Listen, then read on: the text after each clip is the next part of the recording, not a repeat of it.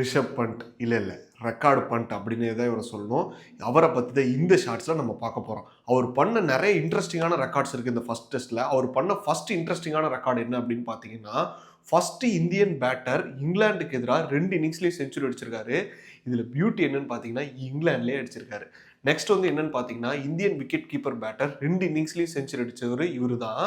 அதுக்கப்புறம் பார்த்தீங்கன்னா, இந்த ரெக்கார்டை ஆண்டி ஃப்ளவரோட சமன் பண்ணியிருக்காரு.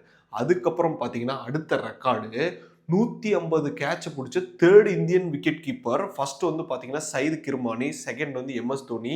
இதுலயும் ஒரு பியூட்டி இருக்கு. என்ன அப்படின்னு பார்த்தீங்கன்னா, கம்மியான இன்னிங்ஸ்லயே 86 இன்னிங்ஸ்லயே 150 கேச்சஸ்ங்கிற அந்த மைல் ஸ்டோன் அச்சீவ் பண்ணிட்டார் ரிஷப் பண்ட். இதுக்கப்புறம் இவரோட ரெக்கார்ட் அப்படின்னு எடுத்து பார்த்தீங்கன்னா, எம்.எஸ். தோனி வந்து விக்கெட் கீப்பர் பேட்டரா வந்து பார்த்தீங்கன்னா 6 செஞ்சுரிஸ் அடிச்சிருந்தாரு. இவர் வந்து இப்பயே 8 செஞ்சுரிஸ் அவர் வந்து கிராஸ் பண்ணி போயிட்டாரு.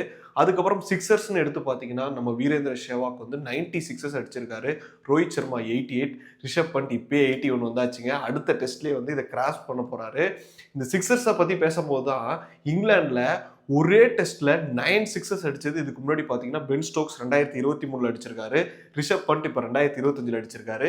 இன்னொரு பேட்டரும் அடிச்சிருக்காரு. யார் அந்த பேட்டர் எந்த வருஷம் அடிச்சாரு அப்படின்னு உங்களுக்கு தெரிஞ்சிச்சுன்னா முடிஞ்சா நீங்க கமெண்ட் செக்ஷன்ல சொல்லுங்க. எத்தனை பேர் கரெக்ட் ஆன்சர் சொல்றீங்க அப்படின்னு பார்ப்போம்.